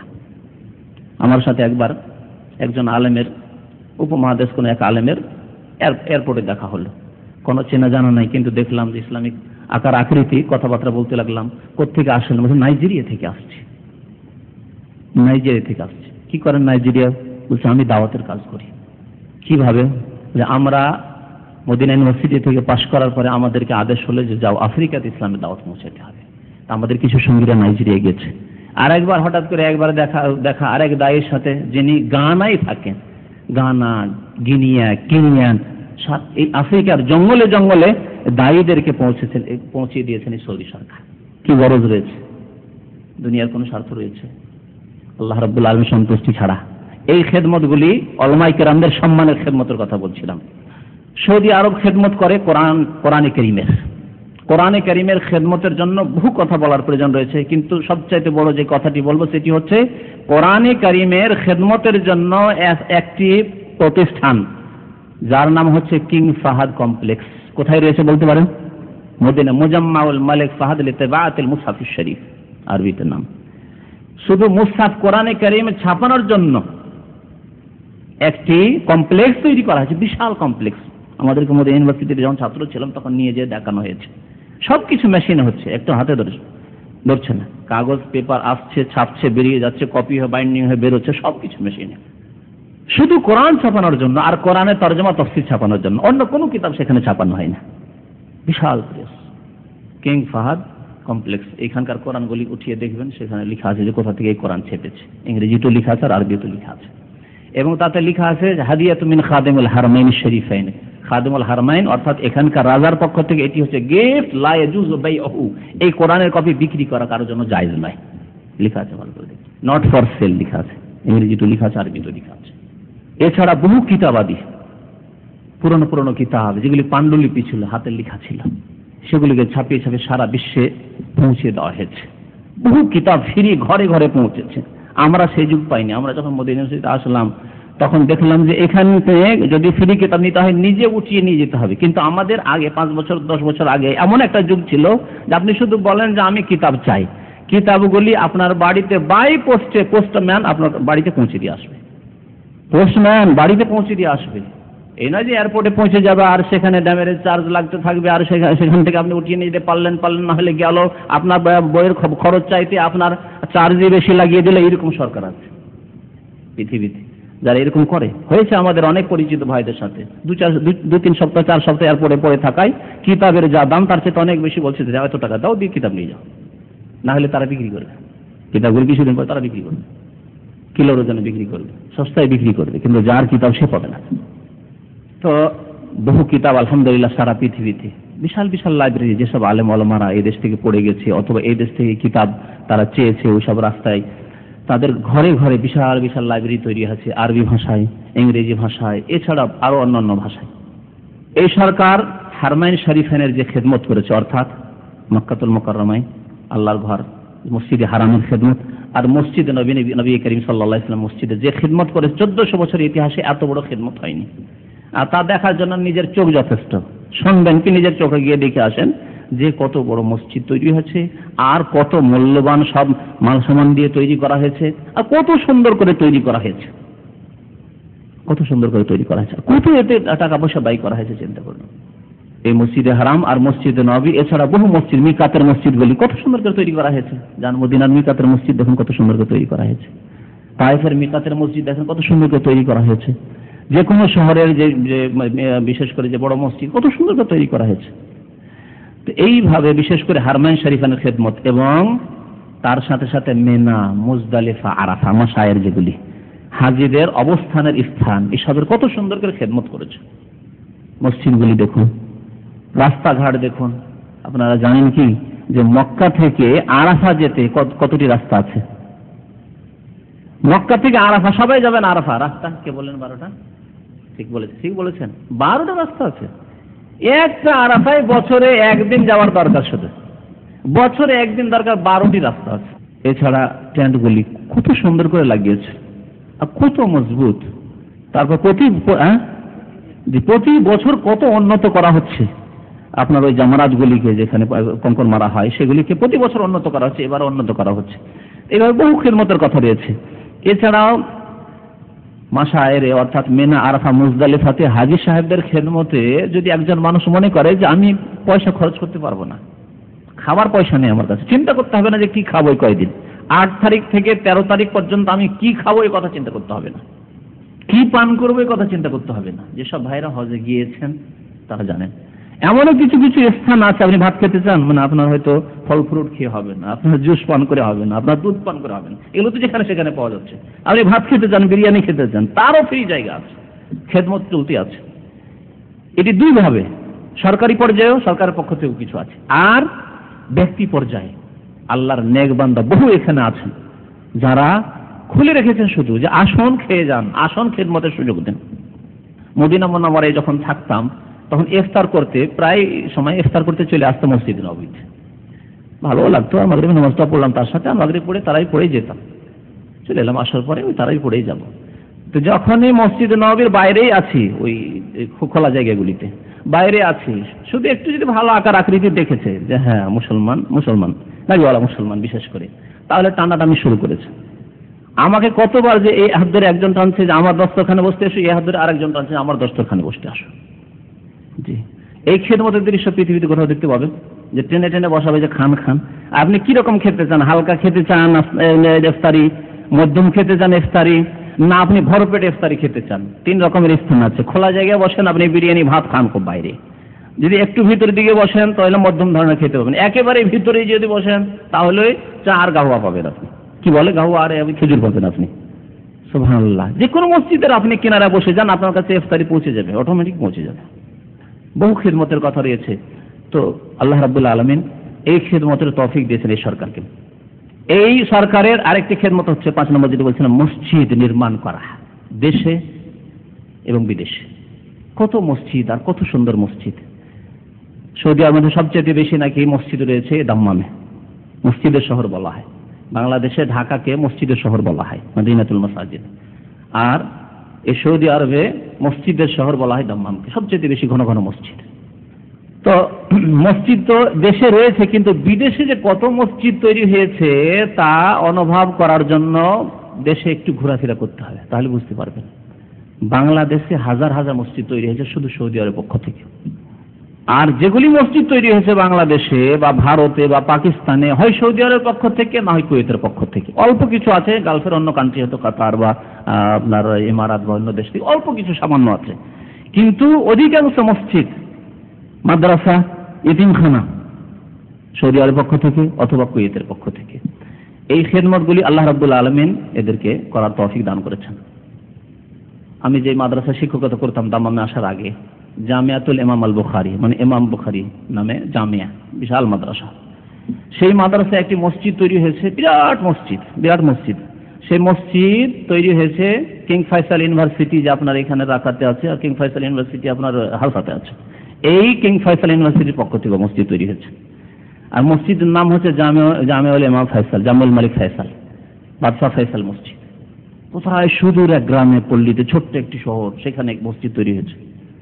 একটি টেকনিক্যাল কলেজ তৈরি হয়েছে, যা এখানকার আল কাজি যে আপনার বিরাট আপনার টেন্ট কোম্পানি আছে তাদের পক্ষ থেকে সেখানে টেকনিক্যাল কলেজ ITI তৈরি হয়েছে। তো এইভাবে বহু খেদমত এই সরকার রয়েছে। মসজিদ ছাড়া আপনার ইতিমখানা তৈরি করা, মাদ্রাসা তৈরি করা এবং মাদ্রাসায় হেফজখানা তৈরি করা, মাদ্রাসায় বা হেফজখানাতে শিক্ষক নিয়োগ করা এইখান থেকে বা পাঠিয়ে দেওয়া, এবং দেশে থেকে পাশ করে যাওয়া অথবা এখান থেকে, আর তাদেরকে ভাতা দেওয়া, মাসিক বেতন দেওয়া। আমি একবার ঢাকা গেলাম, ঢাকা একটি মাদ্রাসা আছে তামিরুল মিল্লাত মাদ্রাসা আছে। সেই মাদ্রাসাতে পর্যন্ত দেখলাম সৌদি আরবের পক্ষ থেকে বেতন এখান থেকে পায় 1,500 রিয়াল বেতন পায় এখান থেকে, আর শিক্ষক তামিরুল মিল্লাত মাদ্রাসা। গেলাম যাত্রাবাড়ি মোহাম্মদ আরবি মাদ্রাসায়, সেখানে কয়েকজন শিক্ষক সৌদি আরবের পক্ষ থেকে। মসজিদ মাদ্রাসা তৈরি করার সাথে সাথে বহু মসজিদে ইমাম তারা নিযুক্ত করেছেন। 100-এর বেশি দায়ী শিক্ষক সৌদি আরবের পক্ষ থেকে নিয়োগ করা হয়েছে। সরকারি আপনার এখানকার মন্ত্রণালয়ের পক্ষ থেকে, আর বেসরকারি বেশ কিছু সংস্থা আছে, সেসব সংস্থার পক্ষ থেকে বহু দায়ী আছেন ছিলেন। যেমন আল হারমাইনের পক্ষ থেকে বহু দায়ী ছিলেন, আলেমরা ছিলেন, যাদেরকে ভাতা দেওয়া হতো, মাসিক বেতন দেওয়া হতো, তারা দাওয়াতি কাজ করতেন, তারা এতিমখানি কাজ করতেন, আর সে আল হারমাইনকে বন্ধ করে দেওয়া হয়েছে। যাই হোক, আল্লাহ রাব্বুল আলামিন একটি রাস্তা যদি কোনো মানুষ বন্ধ করার জন্য চেষ্টা করে বা কোনো জাতি চেষ্টা করে, তাহলে আরো বহু রাস্তা আল্লাহ করবে। এটি হচ্ছে আল্লাহর কাজ। দিনের খেদমতের জন্য, ইসলামের খেদমতের জন্য একটি রাস্তা যদি বন্ধ হয়, আরো বহু রাস্তা আল্লাহ খুলে দেবে। এটি হচ্ছে আল্লাহ রাব্বুল আলামিনের নীতিমালা। রাস্তা বন্ধ হবে না, দিনের খেদমত বন্ধ হবে না। একভাবে দিনের খেদমত করা বন্ধ করে দিবে, আরেকভাবে চলতে থাকবে। রাশিয়ার মতো দেশে যেখানে কোরআনের তালিম দেওয়া পর্যন্ত, কোরআনের আক্ষরিক জ্ঞান, আমপাড়ার শিক্ষা দেওয়া, কায়দার শিক্ষা দেওয়া নিষেধ ছিল, আরবি পড়ানো নিষেধ ছিল, তারপর তারা কিভাবে কোরআনকে টিকিয়ে রেখেছেন, কোরআনের তালিমকে ঘরের মধ্যে লুকিয়ে লুকিয়ে বাচ্চাদেরকে শিখাইতেন গোপনে, আর বাচ্চাদেরকে সতর্ক করতেন যে উচ্চ স্বরে চিৎকার করে পড়িও না, হলে যদি চিৎকার করে পড়ার শুনে নেয়, বাইরে থেকে শুনে নেয় সোভিয়েত ইউনিয়নের জালেম কমিউনিস্টরা, নাস্তিকরা, তাহলে তোমরা তো যাবে, বাচ্চারা, শিক্ষকও যাবে, বাড়িওয়ালাও যাবে, সব যাবে। তারপরেও কোরআনের শিক্ষাকে তারা বহাল রেখেছে। তো আল্লাহ রাব্বুল আলামিন বহু রাস্তা বের করে দেন। ওমান ইয়াত্তাকিল্লাহ ইয়াজআল লাহু মাখরাজা, আল্লাহকে যারা ভয় করে তাদের জন্য আল্লাহ বহু রাস্তা বের করে দেন। রাস্তার অভাব নেই আল্লাহ রাব্বুল আলামিনের কাছে। দিনের খেদমত কিয়ামত পর্যন্ত চলতে থাকবে। বহু ইসলামিক প্রতিষ্ঠান, ইসলামিক সংস্থা এই সৌদি আরব খুলেছে, দেশের ভিতরেও আর বাইরে। দেশের ভিতর সম্পর্কে আমাদের একজন শায়েখ তিনি বললেন যে এই দেশের ভিতরে সৌদি আরবে ইসলামিক সংস্থা শুধু 355টি আছে। 355টি ইসলামিক সংস্থা সৌদি আরবে আছে এখানে ভিতরে, আর বাইরে তো আরো রয়েছে। বাংলাদেশের কথা বেশি বলি কারণ আলোচনা আমার বাংলায়, সুতরাং আপনাদেরকে বাংলাদেশ সম্পর্কে বেশি জানানোর প্রয়োজন রয়েছে। বাংলাদেশের ঢাকায় যান, সৌদি আরবের বহু সংস্থার ব্রাঞ্চ আছে ওখানে। এখানে যে রাবেতা আলাম ইসলামী অর্থাৎ মুসলিম ওয়ার্ল্ড লীগ যে মক্কায় হেড অফিস, তার ব্রাঞ্চ শাখা রয়েছে ঢাকাতে। হাইয়াতুল ইগাসা এখানে করে ইসলামিক অর্গানাইজেশন, রিলিফ অর্গানাইজেশন যে সংস্থা আছে, তার ব্রাঞ্চ শাখা রয়েছে আপনার ঢাকাতে। এখানে আল হারমাইন ছিল, তার ব্রাঞ্চ ছিল ঢাকায়। মাদ্রাসা ছিল তাদের, বহু প্রতিষ্ঠান ছিল, ইসলামিক প্রতিষ্ঠান ছিল, এতিমখানা ছিল তাদের। এদের আর একটি সংস্থা আছে আন্নাদু আল আলামিয়া অর্থাৎ ওয়ামি, যাকে সংক্ষেপে ওয়ামি বলা হয়। ওয়ামির অফিস এখানে বিভিন্ন শহরে রয়েছে, এর শাখা ঢাকাতেও রয়েছে। আরো বহু শাখা রয়েছে, যেগুলি সময়ের স্বল্পতার কারণে শুধু ইঙ্গিতই করলাম। সৌদি আরবের একটি বড় খেদমত হচ্ছে মদিনা ইসলামিক বিশ্ববিদ্যালয় প্রতিষ্ঠা করা। এবং এই মদিনা ইসলামিক বিশ্ববিদ্যালয় কোনো একটি বিশেষ দেশ বা নিজের দেশের ছেলেদেরকে পড়ানোর জন্য নয়, সারা বিশ্বের মুসলিমদের জন্য, মুসলিম সন্তানদের জন্য ওপেন করা হচ্ছে। এবং আসলেই মদিনা ইসলামিক বিশ্ববিদ্যালয় খোলাই হয়েছে সারা বিশ্বের মুসলিমদের জন্য, যে মুসলিম ছেলেরা আসবে এখান থেকে কোরআন সুন্নাহর শিক্ষা নিয়ে যাবে, সঠিক শিক্ষা নিয়ে যাবে, সঠিক উৎস থেকে, মদিনাতুর রাসূল থেকে, যেখান থেকে নবী করিম সাল্লাল্লাহু আলাইহি সাল্লাম সারা বিশ্বে ইসলামের প্রচার করেছেন, সেখান থেকে সঠিক জ্ঞান নিয়ে যাবে আর সারা বিশ্বে পৌঁছাবে। আলহামদুলিল্লাহ, আশা পূরণ হয়েছে। আমার কয়েকজন ক্লাসমেট ছিলেন, প্রায় 5 জনই ছিলেন চায়নার। 120 জনের মধ্যে 120 জন সঙ্গী আমরা ছিলেন ক্লাস, তার মধ্যে 5 জন ছিলেন চায়নার। আশ্চর্য লাগবে আপনাকে যে চায়নার মতো কমিউনিস্ট দেশে সেখানে কোরআন সুন্নাহর দায়ী, আর এই মন মানসিকতা নিয়ে গেছে সেখানে ইসলামের দাওয়াত প্রচার করব। মদিনা ইসলামিক বিশ্ববিদ্যালয়ের দ্বারা সারা পৃথিবীর এমন কোন দেশ নেই যেখানে ইসলামের কথা পৌঁছে যায়নি, সঠিক দিনের কথা পৌঁছে যায়নি, তাওহীদের কথা পৌঁছে যায়নি, শিরক সম্পর্কে সতর্ক করা হয়নি। আলহামদুলিল্লাহ, সব জায়গায় ইসলামের কথা পৌঁছে গেছে। সর্বশেষ এমন একটি দেশ, যে দেশ থেকে ছাত্র আসতে দিত না, তা হচ্ছে সোভিয়েত ইউনিয়ন, রাশিয়া। সেখান থেকে আলহামদুলিল্লাহ ছাত্র আসছে, বর্তমানে আছে। আমরা যে বছরে পাশ করি 1993, তখন 1993 120টি দেশের ছাত্র ছিল। নতুন ছেলেদের সাথে সাক্ষাৎ, চ্যান্সেলরের, ভাইস চ্যান্সেলরের সাক্ষাৎ ছিল, তাতে তারা বললেন যে এই বছরে 120টি দেশের ছেলে আমাদের ইউনিভার্সিটিতে আছে। এখন আরো বেড়েছে বেশ কিছু দেশের। তো আলহামদুলিল্লাহ, ইসলামিক বিশ্ববিদ্যালয়ের মাধ্যমে বহু আলেম ওলামা যারা সঠিক জ্ঞান হাসিল করে তারা ইসলামের দাওয়াত দিচ্ছে। আমার দেশের জনসাধারণ জানতো না যে কবর মাজারে গিয়ে সিজদা করলে আমার শিরক হয়, জানতো না। এটি জানালে ওইসব ওলামায়ে কেরাম যারা বিশেষ করে এই সব দেশ থেকে, এই ইউনিভার্সিটি থেকে পড়ে গেছে, মদিনা ইসলামী বিশ্ববিদ্যালয় থেকে বা আল ইমাম রিয়াজ ইসলামী বিশ্ববিদ্যালয়তে পড়াশোনা করে গেছে, তারা এই ক্ষেত্রে বেশি সজাগ। কারণ অবস্থা দেশের দেখছে খুব খারাপ অবস্থা। নামাজি, মাশাআল্লাহ দাড়ি, মাশাআল্লাহ টুপি, মাশাআল্লাহ লেবাস পোশাক, মাশাআল্লাহ মানে বাহ্যিক ধার্মিকতার কোনো অভাব নেই, কিন্তু আসল বস্তুই নেই, যা হচ্ছে একত্র আল্লাহ তৌহিদ নেই, শিরকে ডুবে আছে মুসলিম সমাজ। সুতরাং তারা সজাগ হয়ে দেশে কাজ করেছেন, আলহামদুলিল্লাহ ফলও পাওয়া গেছে। মদিনা ইসলামিক বিশ্ববিদ্যালয়, এছাড়াও রিয়াজে একটি ইসলামিক বিশ্ববিদ্যালয় কায়েম হয়েছে, জামিয়াতুল ইমাম মোহাম্মদ বিন সৌদ আল ইসলামিয়া। মদিনা ইসলামিক বিশ্ববিদ্যালয়ের কথা আরেকটি বলি যে আজ পর্যন্ত প্রায় 40 বছরের বেশি হয়ে গেল ইসলামিক বিশ্ববিদ্যালয় কায়েম হওয়া। আজ পর্যন্ত আজকেও বিদেশিদের সংখ্যা বেশি। প্রথম দিকে তো সব প্রায় বিদেশি ছিল, হয়তো 5% 10% এই দেশের ছাত্র পড়াশোনা করতো না। এখন এরা একটু আগ্রহী হয়েছে ইসলামিক বিশ্ববিদ্যালয়ে পড়ার জন্য, আগ্রহী হওয়ার পরে এদের সংখ্যা তারপরে 40%, হ্যাঁ, আর 60% বিদেশি। তাহলে 100 জন ছাত্রের মধ্যে 60 জন বিদেশি আপনি মদিনা ইসলামিক বিশ্ববিদ্যালয়ে পাবেন। আর তারা শুধু পড়াশোনা করে না, তাদেরকে মাসিক ভাতা দেওয়া হয়, 850 রিয়াল করে ভাতা দেওয়া হয়। যারা কলেজে অনার্স করে, যারা মাস্টার্স করে তাদেরকে 1000 করে দেওয়া হয়, পিএইচডি করে 1000 করে দেওয়া হয় মাসিক ভাতা। তাহলে এখানে পড়াশোনার সাথে একজন ছাত্র নিজের মোটামুটি আর্থিক সচ্ছলতাও করে নিতে পারে, যে দেশে গিয়ে একটা বাড়ি করব, একটা লাইব্রেরি করব, তারপর ইসলামের দাওয়াতের কাজ করব, মান সম্মান টিকিয়ে রেখে যে আমি নিজের ইসলামের খেদমত করবো, এতটুকু তাকে যোগ্য করে দেওয়া হয় কয়েক বছরের মধ্যে আর্থিক দিক থেকে। সৌদি আরবে এছাড়াও যেসব ইউনিভার্সিটি রয়েছে, যেমন মক্কা উম্মুল কুরা ইউনিভার্সিটি, জেদ্দায় কিং আব্দুল আজিজ ইউনিভার্সিটি, দাম্মামে আপনার কিং ফাহাদ পেট্রোলিয়াম ইউনিভার্সিটি, এসব ইউনিভার্সিটিতেও বেশ কিছু বিদেশি ছেলেদেরকে স্টাইপেন্ড দেওয়া হয়, স্কলারশিপ দিয়ে নিয়ে আসা হয়, স্টাইপেন্ড দেওয়া হয় তাদেরকে। কিং ফাহাদ ইউনিভার্সিটিতে এখানে কাছেরটাই বলি আপনাকে, এখানে যারা বাংলাদেশ থেকে বা সারা পৃথিবীতে, শুধু বাংলাদেশ নয়, বাংলাদেশের কাছে বিশেষ করে বলছি, কিন্তু সারা বিশ্বের সমস্ত দেশের ছেলেরা ওখানে পড়াশোনা করে ইঞ্জিনিয়ারিং। কোনো দিনই শিক্ষা নেই না, যে দিনের শিক্ষা কোরআন হাদিস শিখতে এসছে সেই জন্য তাদেরকে সুযোগ দিয়েছে না, ইঞ্জিনিয়ার হবে বিভিন্ন ডিপার্টমেন্টে, অথবা ম্যানেজমেন্টে পড়াশোনা করছে, ব্যবসায় বিজনেস লাইনে পড়াশোনা করছে, তাদেরকে স্কলারশিপ দিয়ে নিয়ে এসে। আর স্কলারশিপ আর এইরকম নয় যে আদান প্রদান, মানে আমার সৌদি আরবের ছেলে বাংলাদেশে যাবে, যে কয়জন ওই কয়জন অতজনই আমি নেব, এরকম কিছু একটা সিস্টেম আছে বিভিন্ন দেশের সাথে। ওই রকম নয় যে বাংলাদেশ থেকে এতজন আমরা ছেলে নিয়েছি কিং ফাহাদ ইউনিভার্সিটিতে বা অমুক ইউনিভার্সিটিতে, জেদ্দা ইউনিভার্সিটিতে, সুতরাং আমাদের এতজন ছেলে নিতে হবে, এরকম কোনো কিছু নেই। বরং আলহামদুলিল্লাহ এখানে এই মন মেজাজ নিয়ে খেদমত করা হচ্ছে যে মুসলিম ছেলেরা আসুক, আর আসার পরে মুসলিম পরিবেশে, ইসলামিক পরিবেশে ইঞ্জিনিয়ার হোক, যাতে করে নামাজি মুসলিম হয়ে ইঞ্জিনিয়ার হয়।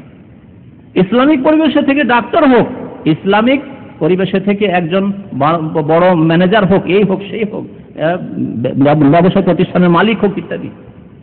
বহু ভাইদের সাথে পরিচয় আছে, কারণ সেখানে আমি ওই সাপ্তাহিক প্রোগ্রামে যাই, ওখানে তাফসীর এর একটা ক্লাস চলতো সেখানে, তো আলহামদুলিল্লাহ তারা আমাকে চেয়েছিল দীর্ঘদিন থেকে, ওখানে আমি যাই, তাদের সাথে সম্পর্ক আছে।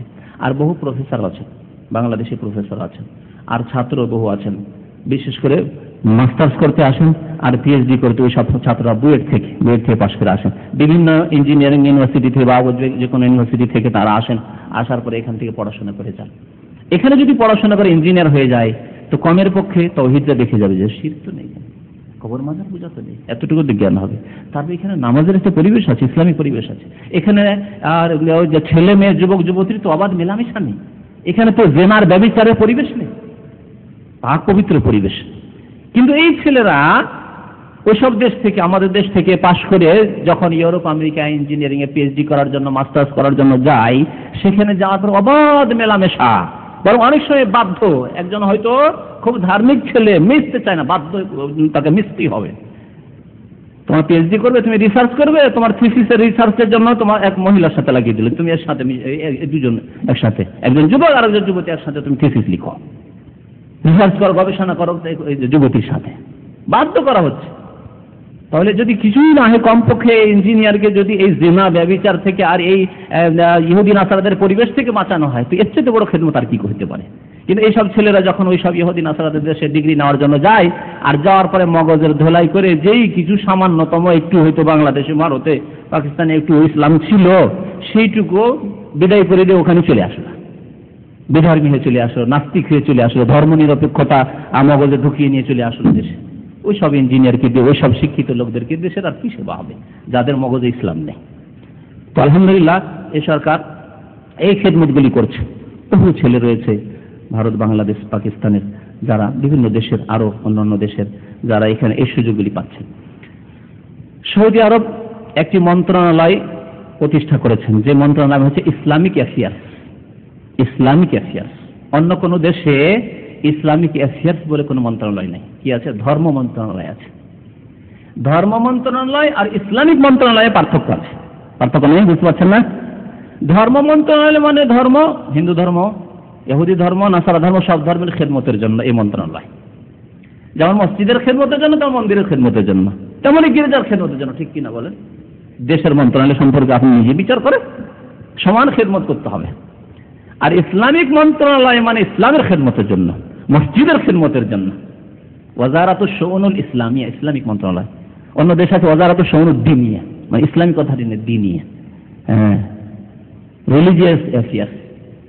ওয়াল আওকাফ, তার সাথে কি আছে জানো? দাওয়া, ইসলামের দাওয়াত অন্যদের কাছে পৌঁছাতে হবে, এর জন্য মন্ত্রণালয়।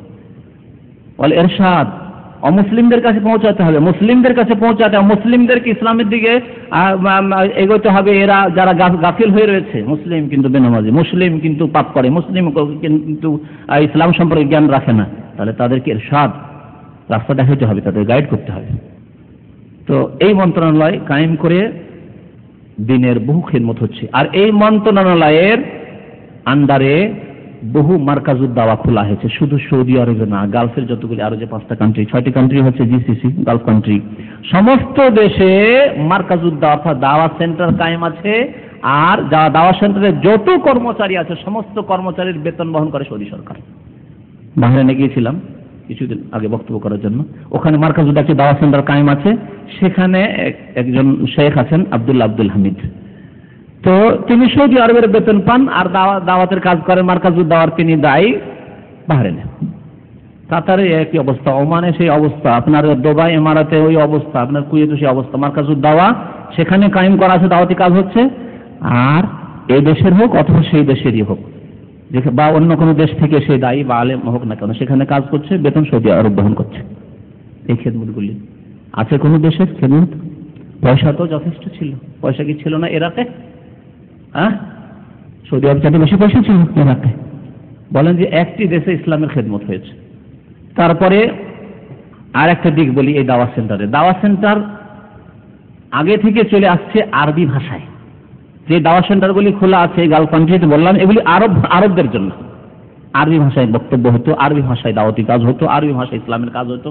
মার্কাজুদ দাওয়া যেগুলো বলা হয়, মার্কাজুদ দাওয়া আব্দুল্লাহ ফাদে মার্কাজুদ দাওয়া। এখন চলে এসেছে দাওয়া সেন্টারটি, চলে এসেছে রায়ান মসজিদের কাছে, যেমন দাম্মামের। এটা হচ্ছে আরবদের জন্য, এগুলি সব খোলা। সৌদি আরবের প্রত্যেকটি শহরে, ছোট ছোট শহরে মার্কাজুদ দাওয়া আছে, দাওয়া সেন্টার আছে। আর গালফ কান্ট্রির বিভিন্ন শহরেও আছে। তারপরে আজকে থেকে প্রায় 20 বছর আগে এখানকার অনেক চিন্তাশীল ধার্মিক ভাইরা চিন্তা করলেন যে আমরা আরবদের মধ্যে তো দাওয়াতের কাজ করলাম এই মার্কাজুদ দাওয়ার মাধ্যমে, আর মন্ত্রণালয় কাজ করে যাচ্ছে, কিন্তু যারা আরব, যারা প্রবাসী, এখানে যারা অন্য ভাষাভাষী, তাদের কাছে আমরা ইসলামের কি দাওয়াত পেশ করলাম? 10 বছর, 20 বছর, 30 বছর, 40 বছর অনেকে থেকে বহু টাকা পয়সা তো এখান থেকে নিয়ে গেল, বহু হজ উমরাও তো করে গেল, কিন্তু ইসলাম সম্পর্কে তাদের কি জ্ঞান দিলাম? তখন চিন্তা হলো যে না, প্রবাসীদের জন্য দাওয়াত সেন্টার খুলতে হবে, যেগুলোর নাম হলো মাকতাব তাওইয়াতুল জালিয়াত। জালিয়াত মানে প্রবাসী, আর তাওইয়া মানে গাইডেন্স, প্রবাসীদের গাইডের জন্য দাওয়াত সেন্টারগুলি খোলা হলো।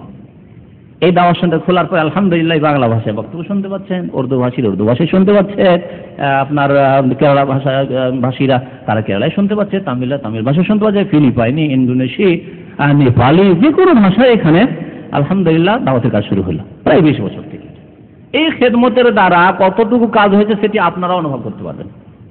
এই মাত্র কয়েক বছরের মধ্যে, 7-8 বছরের মধ্যে, আমার এখানে 8 বছর প্রায় হচ্ছে, আমার বহু ভাই বাংলাদেশে গিয়েছেন, যাওয়ার পরে শুধু তিনি যে কোরআন এবং হাদিস শিখে গিয়েছেন আর তিনি নিজেকে ঠিক করেছেন তা না, যাওয়ার পরে কত গুনাহ থেকে যে নিজে তো তওবা করেছেন, অন্যরা তওবা করেছেন, নিজের পরিবার, নিজের গ্রামকে গ্রাম আল্লাহ রাব্বুল আলামিন তার হাতে শিরক থেকে, বিদআত থেকে তাদেরকে তওবা করার আল্লাহ তৌফিক দিয়েছেন। আপনি আশ্চর্য হয়ে যাবেন যে এর ফলটা কত দূর পর্যন্ত পৌঁছেছে। যদি একটি দাওয়া সেন্টার থেকে, ধরেন জুবাইল, ধরেন দাম্মাম, এরকম একটি দাওয়া সেন্টার থেকে কত লোক সঠিক দিনের কথা শিখে যাচ্ছে, এবং একজন লোকের দ্বারা যদি 10 জন 20 জন করে লোক সঠিক পথে আসে, শিরক থেকে তওবা করে, কবর মাজার পূজা থেকে তওবা করে, তারপরে বিভিন্ন রকমের যে বিদআতগুলি আছে সেই বিদআত থেকে তওবা করে, তাহলে নামাজ ধরে নেয়। দেখেন আমাদের দেশে যে কথাটা বলছেন, আমাদের দেশে আলেম ওলামারা কোনদিন বলেননি যে নামাজ ছাড়া কুফরি কাজ। শুনেছিলেন? আমি শুনিনি, মাদ্রাসাতে আপনি করতে শুনবেন। নামাজ ছাড়া যে কুফরি কাজ আর নামাজ না পড়লে মুসলমান থাকা যায় না, এই কথা দেশে কোনোদিন শোনেননি। দাওয়া সেন্টার থেকে আলহামদুলিল্লাহ কিছু শিখে যাওয়ার পরে তখন শোনাতে শুরু করলেন, তখন তো ভয় হলো। আমার এলাকায় এক ডাক্তার আছে, হোমিওপ্যাথির খুব অভিজ্ঞ ডাক্তার, এত অভিজ্ঞ ডাক্তার আর বৃদ্ধ হয়ে গেছেন, তার 4টি-5টি ছেলে সবগুলি হোমিওপ্যাথির ভালো ডাক্তার, এমডি সব। তার একটি ছেলে ক্যান্সারের রোগের চিকিৎসার উপর একটি বই পর্যন্ত লিখেছেন, এত শিক্ষিত ফ্যামিলি মেডিকেলের ক্ষেত্রে। তো সেই ডাক্তার সাহেব বলছেন আমাকে যে এই যে নামাজ ত্যাগের বিধান বইটি আপনি অনুবাদ করেছেন, শেখ মোহাম্মদ সালেহ রহমতুল্লাহ আলাইহির কিতাবটি নামাজ ত্যাগের বিধান, বইটি অনেকেই দেখেছেন হয়তো। আর এত বেশি আলহামদুলিল্লাহ সৌদি আরবের থেকে বিতরণ হয়েছে, এমন কোন দাওয়া সেন্টার নেই সেখান থেকে মনে হয় বিতরণ হয়নি এই কিতাবটি। প্রথম শুরু হয়েছে কাসিম থেকে, প্রথম চেপেছে, তারপর রিয়াজে চেপেছে, জুবাইলে চেপেছে, হাসাই চেপেছে, দাম্মামে চেপেছে, জিদ্দায় চেপেছে, বহু জায়গায়, এমনকি বাংলাদেশে চেপেছে, এমনকি ভারতে চেপেছে। এই বইটি বাংলাদেশে চেপেছে দেখলাম, আর ভারতে চেপেছে, কলকাতাও চেপেছে। তো এই বইটি ওই ভাই ডাক্তার সাহেব পাওয়ার পরে তিনি বললেন যে এই কিতাবটি খুব প্রয়োজন আছে, আর এই কিতাব যে কয়জনকে দিয়েছি এত ভয়ে তারা ভীত হয়েছে, আরে আমরা তো নামাজ মাঝে মাঝে ছেড়ে দিতাম, আমরা তো ফজর পড়তাম না, তাহলে তো কাফের হয়ে যায়, লাভ কি? 4 ওয়াক্ত পড়লাম আর ফজর না পড়ে কাফের হয়ে গেলাম, তাহলে এইরকম কুফরি অবস্থা যদি পড়ে যায়। বহু লোক এই একটি কিতাব 40 পৃষ্ঠার একটি কিতাব পড়েই তওবা করেছে। আল্লাহু আকবার। এই খেদমত হয়েছে কোত্থেকে? দাওয়াত সেন্টার। এই দাওয়াত সেন্টার যে সৌদি সরকার খুলে রেখেছে, এর মাধ্যমে এইরকম ঘটনা বলি অনেক রয়েছে। এক ভাই যৌতুক নিয়েছিলেন মোটরসাইকেল, আর নিয়ে ভাইদেরকে চালাতে দিয়েছিলেন যে তোমরা খুব মজ করো, আমার মোটরসাইকেল আমার শ্বশুরের কাছ থেকে নিয়েছি জুলুম অত্যাচার করে, আর তোমরা খুব মজ করো। এখানে আসার পর দাওয়াত সেন্টার আসতেন, দাওয়াত সেন্টার আসার পর আলহামদুলিল্লাহ সঠিক জ্ঞান যখন পেলেন যে যৌতুক হারাম, এই কথাটি কেন দেশে আলেম ওলামা নেই, শিখার সুযোগ হয়নি, বা ওইভাবে শিখাবে এরকম লোক পাওয়া যায়নি। এখান থেকেই তিনি বলেই গেলেন যে আমি কি করব, পরামর্শ নিয়ে গেলেন। আমি বললাম যে আপনার মোটরসাইকেল হোন্ডা ফিরিয়ে দেন, এবং তার সাথে সাথে যেটা আপনার পয়সা কমবে সেটাও ফিরিয়ে দেন। হোন্ডা তো নিয়ে গিয়ে ফিরিয়ে দিয়ে আসছে, তারপর টাকা নিয়ে গেছে, বলছে এটা যখন দিয়েছিলেন তখন এত দাম ছিল, তো নেন, এটাও নেন, টাকাটাও নেন। শ্বশুর লজ্জিত হয়েছে, বাবা তোমাকে দিলাম, খুশি হয়ে দিচ্ছে। না না, খুশি হয়ে দিচ্ছে সব কথা শোনা হবে না, আমি ভুল করেছি, আমি তওবা করছি, সুতরাং তওবা করলে এই হারাম জিনিস ফিরিয়ে দিতে আপনাকে, ফিরিয়ে দিলাম। কোথা থেকে? সৌদি আরবের খেদমত, এই দাওয়াত সেন্টারের খেদমত। আল্লাহ রাব্বুল আলামিন রহমতের পরে এইসব খেদমত, কোরআনে কারীমের খেদমত এত ব্যাপক হারে খেদমত হচ্ছে যে সৌদি যে কোনো দূতাবাসে চলে যান, ঢাকা দূতাবাস, সৌদি দূতাবাসে যেসব ভাইরা গিয়েছেন তারা জানেন। আপনি যান, আপনি বাংলা ভাষায় কি কি কিতাব চান, কিতাব পাবেন, ওখানে কিতাব পাবেন। ওখানে কোরআনের অনুবাদ, বহু অনুবাদ কপি বিতরণ করা হয়েছে বিভিন্ন দেশে, যে যে দেশে ওই ভাষায় আপনি কোরআনের অনুবাদ পাবেন। মদিনা মুনাওয়ারায় ছাপানো হচ্ছে, আর সৌদি দূতাবাস সারা বিশ্বে যেখানে যেখানে রয়েছে সেখানে আপনি সেগুলি পাবেন। সৌদি দূতাবাস বা এমবেসিতে একটা ডিপার্টমেন্ট আছে যেটার নাম হচ্ছে রিলিজিয়াস অ্যাটাচি। এটা অন্য কোনো দূতাবাসে নেই কিন্তু, ঠিক না? ইঞ্জিনিয়ার বলেন, রিলিজিয়াস অ্যাটাচি আছে। এর মাধ্যমে দিনের খেদমত যে ওই দেশে করতে হবে, এবং ওই দেশের উলামায়ে কেরামরা দায়ীরা যে দিনের খেদমত করবেন তার সাথে কনসাল্ট করবেন, তার সাথে যোগাযোগ করবেন, তার কাছ থেকে সাহায্য সহযোগিতা নেবেন, তার কাছ থেকে পরামর্শ নেবেন, এমনকি আর্থিক সহযোগিতা, সব সহযোগিতা তার মাধ্যমে পাওয়া যায়। রিলিজিয়াস অ্যাটাচি আল মুলহাকাত দ্বীনি একটি ডিপার্টমেন্ট আছে। আমি দেখা করেছি দূতাবাসে গিয়ে, তিনি কিন্তু একজন শায়েখ হন। রিলিজিয়াস অ্যাটাচিতে একজন ভাই এখানকার শায়েখ কাজ করতেন, উনি ওখান থেকে ট্রান্সফার হয়ে খোবারে আসছেন। খোবারে যে আওকাফ আছে, আওকাফের মদিরুল আওকাফ তিনি বর্তমানে, আহমদ খলিফ, তার সাথে আমার ব্যক্তিগত পরিচয় সেখান থেকে, দূতাবাস থেকে পরিচয়। সেখানে ডিউটি করে তিনি ট্রান্সফার হয়েছেন, অন্য লোক গিয়েছে, তিনি এখানে এসে তাকে মদিরুল আওকাফ এখানে করা হয়েছে। এই খেদমত সারা পৃথিবীর কোনো দেশের পক্ষ থেকে নেই যে এমবেসি, আর এমবেসিতে একটা ধর্মীয় দিক থাকবে, রিলিজিয়াস অ্যাটাচি থাকবে একজন, না, ওইসব নেই। তো সৌদি আরব আলহামদুলিল্লাহ সেখানেও ইসলামের যাতে পয়গাম মানুষের কাছে পৌঁছানো যায় সেজন্য একটি ডিপার্টমেন্ট রেখেছে। এমন কোনো দেশ নেই বা ভাষা নেই যে দেশের ভাষায় সৌদি আরব থেকে কিতাব ছাপেনি। যে কোনো ভাষা নেন আপনি পাবেন, আপনি কিতাব এই খেদমত যেমন তোমার খেদমত না, যে বাংলা ভাষায় কিতাব পাচ্ছেন আপনি এখানে, একজন ইন্দোনেশিয়ান ভাষায় কিতাব পাচ্ছে, একজন নেপালি হিন্দি ভাষায় নেপালি ভাষায় কিতাব পাচ্ছে এখানে বসে বসে। আর সৌদি আরবের সরকার এই খেদমতগুলি করছে, অথচ নজরে আসে না অনেক ভাইদের। সৌদি আরব এছাড়া যারা দেশেও এখানে পড়াশোনার জন্য আসেনি, দেশেই পড়াশোনা করছে, তাদেরকে স্কলারশিপ দিয়ে থাকে, তাদেরকেও স্কলারশিপ দিয়ে থাকে। পড়াশোনা করছে বাংলাদেশে, পড়াশোনা করে ভারতে, আর কোনো স্পেশাল সাবজেক্টের উপরে, হয়তো মেডিকেলের পড়াশোনা করছে, MBBS করছে, কিন্তু গরিবের ছেলে, ইঞ্জিনিয়ারিং পড়াশোনা করছে গরিবের ছেলে, তাদেরকে স্কলারশিপ দেয়। এর চাক্ষুষ প্রমাণ আমাদের এখানে এক ভাই ছিলেন আবুল কালাম আজাদ, ইঞ্জিনিয়ার, গত বছর কানাডা চলে গেছেন। আবুল কালাম আজাদ সাহেব দিনাজপুরে বাড়ি, তিনি নিজে আমাকে বলে গেছেন যে আমি ইঞ্জিনিয়ারিং পড়াশোনা করছি বুয়েটে ঢাকায়, আর খরচ হচ্ছে সৌদি আরবে। সৌদি আরবের এখানকার স্টাইপেন্ড ভাতায় পড়াশোনা করেছেন তিনি। এরকম বহু ভাইরা রয়েছে বিভিন্ন দেশে যারা পড়াশোনা এরকম উচ্চশিক্ষা আর জন্য উদ্দেশ্য রাখে, তারা দরখাস্ত করলে তাদেরকে স্টাইপেন্ড ভাতা দেওয়া হয়, যাতে করে মুসলিম ছেলেরা পড়াশোনা করে উন্নতি করতে পারে। অনেক ডাক্তারদের ভাতা দেওয়া হয় সারা বিশ্বের বিভিন্ন দেশে, যাতে করে ডাক্তাররা গরিবদের খেদমত করতে পারে, বিশেষ করে গরিব দেশগুলিতে, যেসব গরিব দরিদ্র দেশ, সেসব দেশে ডাক্তাররা যাতে করে সময় দিতে পারে এবং ফ্রি আল্লাহ বাস্তে, এবং গরিবদের কিছু সেবা করতে পারে, গরিবদের চিকিৎসা ফ্রি করতে পারে, তাদের এই জন্য খরচ খরচা দেওয়া হয়, তাদেরকে ভাতা দেওয়া হয়। আর এইভাবে বিভিন্ন রকমের খেদমত পৃথিবীতে আলহামদুলিল্লাহ এই সরকার করে যাচ্ছে। দিনের খেদমত, সামাজিক খেদমত, ইসলামের খেদমত, মুসলিমদের খেদমত, তাওহীদের খেদমত, সুন্নাতের খেদমত। আর এই খেদমত আমাদেরকে ভালো নজরে দেখা উচিত, শ্রদ্ধার নজরে দেখা উচিত, এবং সৎ নেতৃত্বের জন্য আরো তৌফিকের দোয়া করা উচিত।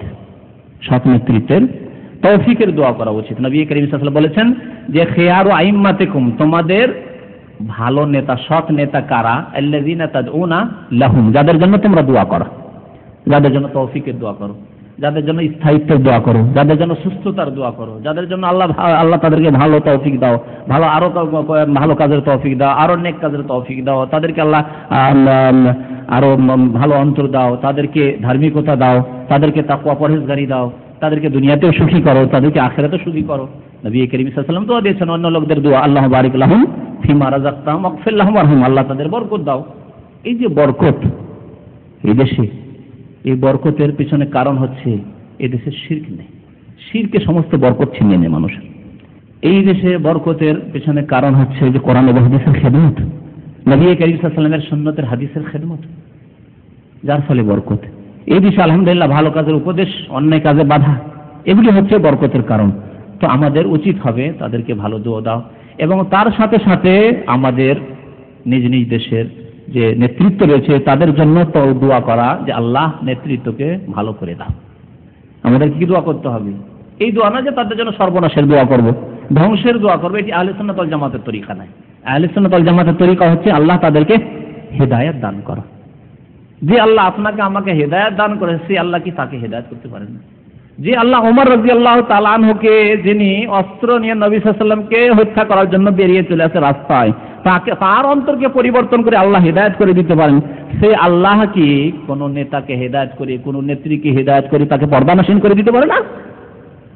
সে আল্লাহ রাব্বুল আলামিন অসৎ নেতাকে, ফাসিক নেতাকে, নাস্তিক নেতাকে, সে আল্লাহ ধর্ম নিরপেক্ষ নেতাকে হেদায়েত করে তাদেরকে নামাজি বানাইতে পারে না?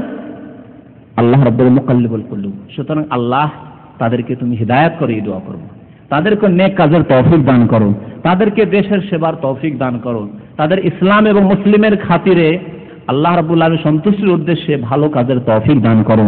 আল্লাহ দেশকে উন্নত করার তাদেরকে তৌফিক দান করো, কোরআন এবং হাদিসের সার্বিক ক্ষেত্রে বাস্তবায়নের তাদেরকে তৌফিক দান করো। আল্লাহ যেমন সৌদি আরবে কোরআন সুন্নাহর বাস্তবায়ন হচ্ছে ইসলামিক আদালত কোর্টের মাধ্যমে, তেমনি আমাদের দেশে কোরআন সুন্নাহর বাস্তবায়নের রাষ্ট্রীয় পর্যায়ে, আদালত পর্যায়ে, সুপ্রিম কোর্ট পর্যায়ে আল্লাহ আমাদেরকে, আমাদের রাষ্ট্র নেতাদেরকে, আমাদের বিচারপতিদেরকে তৌফিক দান করো। আমিন। ওয়া সাল্লাল্লাহু আলা নবিয়িনা মুহাম্মদ ওয়া আলা আলিহি ওয়া সাহবিহি আজমাইন।